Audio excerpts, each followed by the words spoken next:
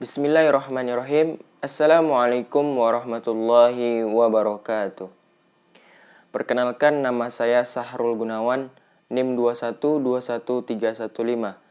Di sini saya akan menyampaikan pemahaman saya dalam mata kuliah akhlak, yaitu dari materi pertama hingga materi ketujuh untuk menyelesaikan ujian tengah semester akhlak saya. Yang materi pertama yang berjudul akhlak, etika, dan moral.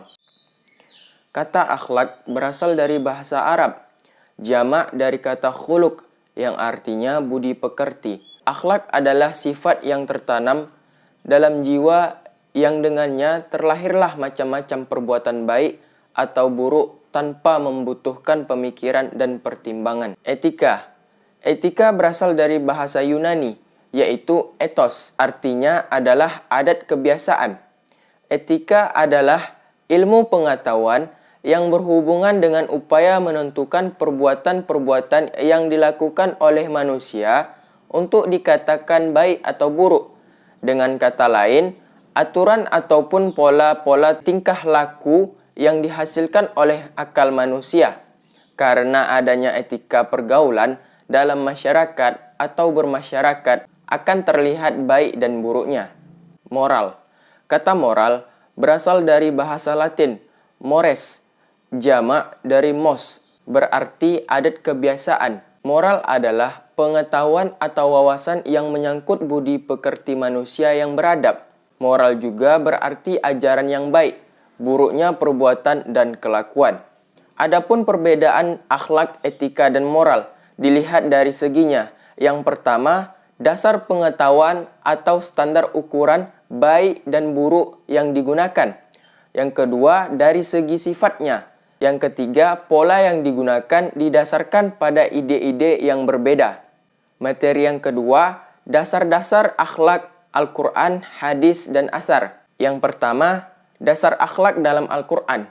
Dasar akhlak dalam Al-Quran membahas semua nilai-nilai akhlak tanpa terkecuali. Ayat-ayatnya tidak meninggalkan satupun permasalahan yang berhubungan dengan akhlak. Setiap dimensi yang berkaitan dengan akhlak terdapat di dalamnya, baik berbentuk perintah, larangan, maupun bentuk ajaran, baik mengenai akhlak terpuji maupun mengenai akhlak tercela. Dalam Al-Quran, perkataan akhlak disebut sebagai berikut. A'udzu billahi minasyaitonir rajim. Bismillahirrahmanirrahim. Wa innaka la'ala khuluqin azim. Shadaqallahul azim. Yang artinya, sesungguhnya engkau, Muhammad, mempunyai budi pekerti yang luhur. Quran Surah Al-Qalam ayat 4. Jadi, akhlak merupakan sikap yang telah melekat pada diri seseorang dan secara spontan diwujudkan dalam tingkah laku atau perbuatan.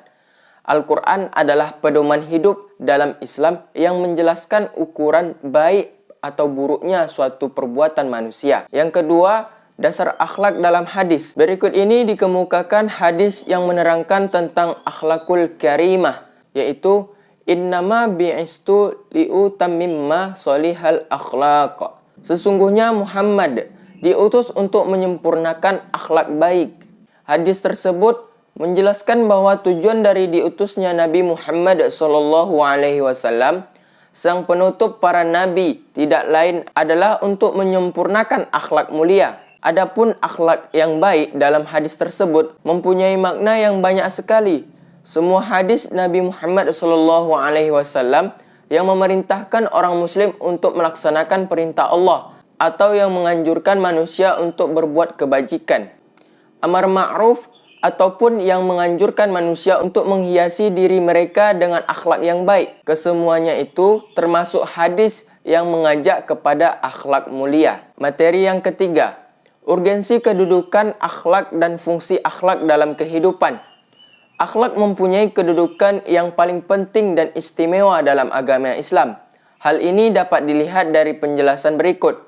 Yang pertama, Rasulullah SAW menempatkan penyempurnaan akhlak yang mulia sebagai misi pokok risalah Islam. Yang kedua, akhlak merupakan salah satu ajaran pokok agama Islam. Yang ketiga, akhlak yang baik akan memberatkan timbangan kebaikan seseorang nanti pada hari kiamat. Yang keempat, Rasulullah Shallallahu Alaihi Wasallam menjadikan baik buruknya akhlak seseorang sebagai ukuran kualitas imannya. Yang kelima, Islam menjadikan akhlak yang baik sebagai bukti dan buah dari ibadah kepada Allah Subhanahu wa taala. Yang keenam, Nabi Muhammad Shallallahu Alaihi Wasallam selalu berdoa agar Allah Subhanahu wa taala membaikkan akhlak beliau. Yang ketujuh, di dalam Al-Quran banyak terdapat ayat-ayat yang berhubungan dengan akhlak. Adapun fungsi akhlak dalam kehidupan, yang pertama, membentuk manusia yang bertakwa kepada Allah Subhanahu wa taala. Yang kedua, membentuk manusia yang suka menolong. Yang ketiga, membentuk manusia yang jujur, adil dan berani. Yang keempat, membentuk manusia yang tabah dan percaya pada diri sendiri. Yang kelima, membentuk manusia yang sopan santun. Yang kelima, hubungan akidah, ibadah, dan akhlak. Akidah merupakan suatu keyakinan hidup yang dimiliki oleh manusia. Keyakinan hidup ini diperlukan manusia sebagai pedoman hidup untuk mengarahkan tujuan hidupnya sebagai makhluk alam. Akidahlah pondasi aktivitas manusia itu tidak selamanya bisa tetap tegak berdiri. Maka dibutuhkan adanya saran untuk memelihara pondasi, yaitu ibadah. Ibadah merupakan bentuk pengabdian dari seorang hamba kepada Allah. Ibadah dilakukan dalam rangka mendekatkan diri kepada Allah untuk meningkatkan keimanan dan ketakwaan kepada Allah.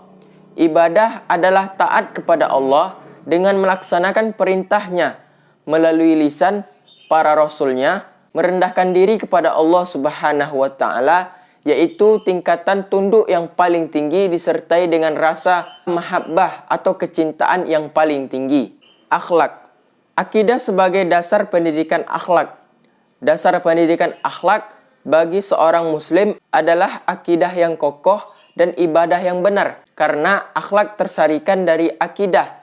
Akidah pun terpancarkan melalui ibadah.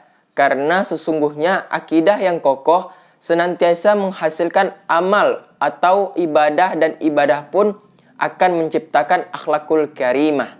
Materi yang keenam, pembagian akhlak. Akhlak kepada Allah. Akhlak yang baik kepada Allah berucap dari bertingkah laku yang terpuji terhadap Allah Subhanahu wa taala, baik melalui ibadah langsung kepada Allah seperti salat, puasa, dan sebagainya, maupun melalui perilaku-perilaku tertentu yang mencerminkan hubungan atau komunikasi dengan Allah di luar ibadah itu. Allah Subhanahu wa taala telah mengatur hidup manusia dengan adanya hukum perintah dan larangan. Hukum ini tidak lain adalah untuk menegakkan keteraturan dan kelancaran hidup manusia itu sendiri. Dalam setiap pelaksanaan hukum tersebut terkandung nilai-nilai akhlak terhadap Allah Subhanahu wa taala. Berikut ini beberapa akhlak terhadap Allah Subhanahu wa taala. Yang pertama, beriman, yaitu meyakini wujud dan keesaan Allah serta meyakini apa yang difirmankannya. Yang kedua, taat, yaitu patuh kepada segala perintahnya dan menjauhi segala larangannya. Yang ketiga, ikhlas, yaitu melaksanakan perintah Allah dengan pasrah tanpa mengharapkan sesuatu kecuali keridaan Allah Subhanahu wa taala. Yang keempat, khusyuk, yaitu bersatunya pikiran dengan perasaan batin dalam perbuatan yang sedang dikerjakan atau melaksanakan perintah dengan sesungguh-sungguhnya. Yang keenam, tawakal, yaitu mempercayakan diri kepada Allah dalam melaksanakan suatu rencana. Materi yang ketujuh, pembagian akhlak terhadap Rasulullah Shallallahu Alaihi Wasallam. Rasulullah adalah manusia yang paling mulia akhlaknya. Beliau sangat dermawan, paling dermawan di antara manusia. Beliau sangat menghindari perbuatan dosa, sangat sabar, sangat pemalu melebihi perempuan, berbicara sangat fasih dan jelas. Beliau sangat pemberi, beliau jujur dan amanah, sangat tawadhu, tidak sombong, tepat janji, penyayang, lembut, suka memaafkan, dan lapang dada. Beliau mencintai orang miskin dan duduk bersama mereka. Beliau sangat diam dan tawa beliau adalah senyuman. Maka oleh sebab itu sepatutnya kita menteladani akhlak Rasulullah. Berakhlak kepada Rasulullah dapat diartikan suatu sikap yang harus dilakukan manusia kepada baginda Rasulullah Shallallahu Alaihi Wasallam, sebagaimana rasa terima kasih atas perjuangannya membawa umat manusia ke jalan yang benar. Mungkin itu saja yang dapat saya sampaikan. Lebih dan kurang saya mohon maaf. Yang salah datangnya dari saya, yang benar datangnya dari Allah. Wallahu a'lam bishawab. Saya akhiri dengan wabillahi taufik walidayah waridho wal inayah. Wassalamualaikum warahmatullahi wabarakatuh.